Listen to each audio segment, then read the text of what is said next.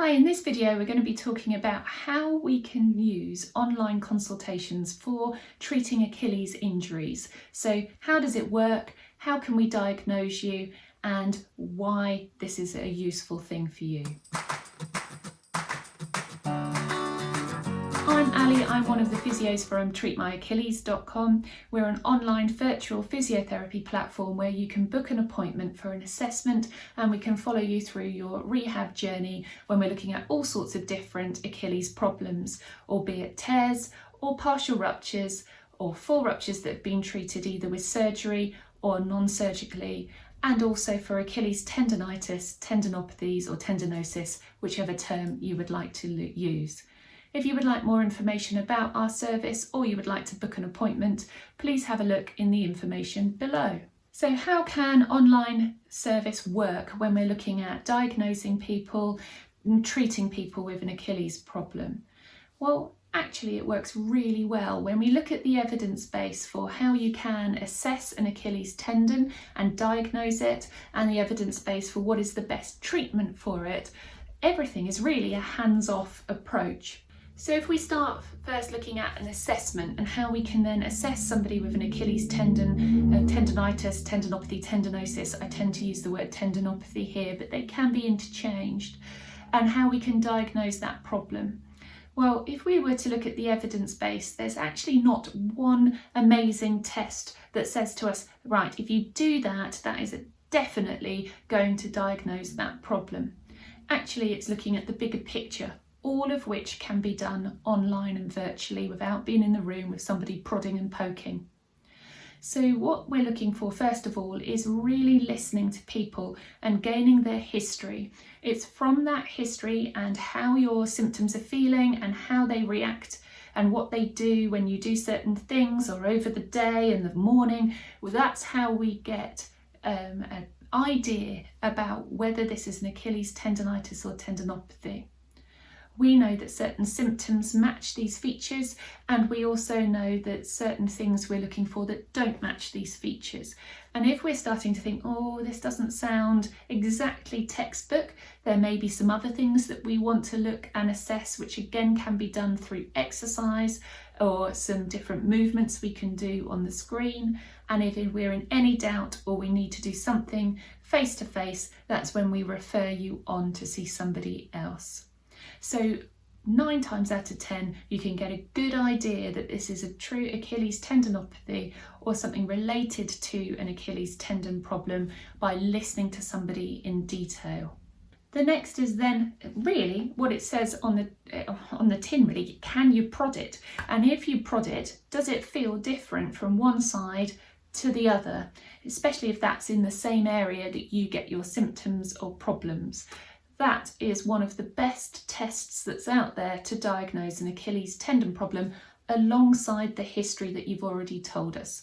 So we will be able to guide you through that test and showing you where to touch, and you tell us what you're feeling when that happens, and we'll be able to look at you on the screen.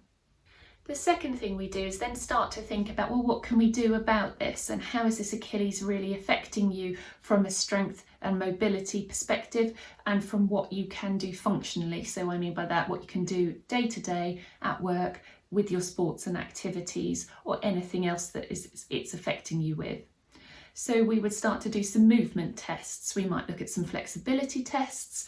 We will look at some strength tests and see what can you do, what can your Achilles cope with.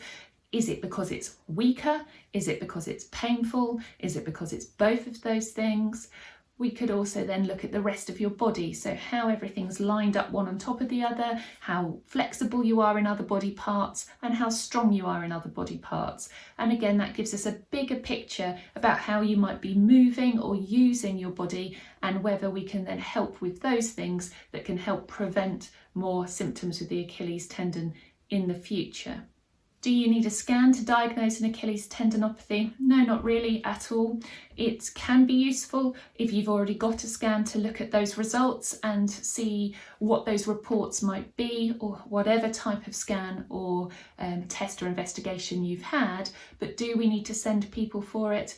No, the only time we would start to send to people for those sorts of things is if we were concerned by the history that you're telling us or the things that we're looking at, and whether we then need to look at it in a little bit more detail and work with other people like doctors and sports and medicine consultants, and that's when we would refer you on. So then we look at the treatment side of things, and the treatment that's out there that is the current best information we have on what is going to help treat your Achilles. It is using a combination of relative rest and progressive strength exercises, and we have a few articles and videos on those with the links below if you would like to have a look. What we mean by that is that your Achilles is just currently not really coping with the load, the amount of activity is what I mean by load, that you're currently asking your Achilles to do, and it's become a bit angry and irritated. So the relative rest part comes with trying to calm that down. So it's keeping you active, keeping you strong, keeping you doing all the things that you like to do, but we might edit that a little bit and take away some of the things that are the most irritating part to it, but try and keep you doing the sports you love, or we may remove some of those things for a very short period of time and talk about alternatives. So that's the relative rest side, calming things down, and then we would build things back up. The second part to it is the rehabilitation side, and that is through exercise and exercise prescription. So how many do I do? How often do I do it? Do I use weight? Do this on one leg or two legs or on a step or with machines at the gym? Or do I hold it? Do I move? There are so many different types of Achilles and calf exercises, which I'm sure you may well have seen if you've done any type of searching online to find it. So when we're looking at that, we're looking at what can your Achilles do now? What can we test it with? i.e. what pushes the boundaries of that and gets you a bit stronger? What can we do to maybe calm symptoms down, and how do we progress that on and get you back to sports and activity? So all of that can be done by advice over the consultation, by us demonstrating and you doing those exercises and us looking to see how you get on with those. And then we would give you a series of those exercises where you can also receive videos or photos of those exercises with all those sets and repetitions.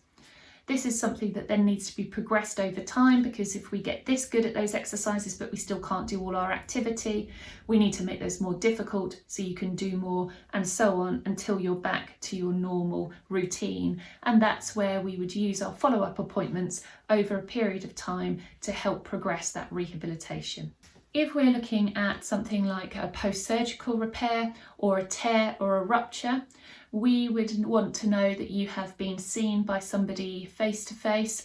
We may well ask for a scan in this instance to find out exactly what's happened, or how big that tear is, or if there's a gap between one end that's of the tear to the other, how wide that tear is, because that informs us as to whether we think that you might need some extra help elsewhere.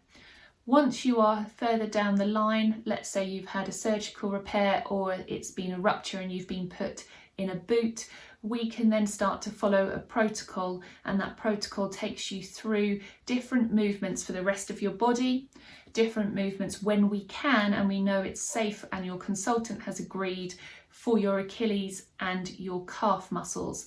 And then we progress using an evidence-based protocol, so where you are on the number of weeks post-injury to progress that exercises on. And again, we can do that with advice and with these demonstrating exercises and you copying those and us seeing how well you're getting on with that. If you were to have a small tear that didn't need the boot or didn't need a scan or didn't need an operation, again we can give you advice online as to what to do and what to wear and what to buy if you needed certain wedges for your shoe or things like that. We do have a series of videos if you would like to have a look if you're not sure what type of tear you've had or injury in your Achilles, so to gain more information on what those might feel like and what to do about that in regards to recovery times, there again are links to those videos below. So if you think, yeah, okay, I think I can do this, I'd like to book an online consultation. Things that you might want to think about is that we will need to see that area. So wearing comfortable clothing where we can get to your calf and your Achilles and your foot is wonderful. Or things that you feel comfortable moving around in if we're asking you to do stretches and different positions of your body when we're looking at the rest of your body and how you're moving. Some things you might like to have handy is a pen and paper in case you like to make notes, or we can make measurements on that. Or you can have a tape measure or a ruler for some of our flexibility tests. They can be quite handy, but not always necessary. The same if you have a portable chair, like a dining room chair or table, a chair you put under a table. They can be quite useful too if we need to look at certain different types of movements and activities.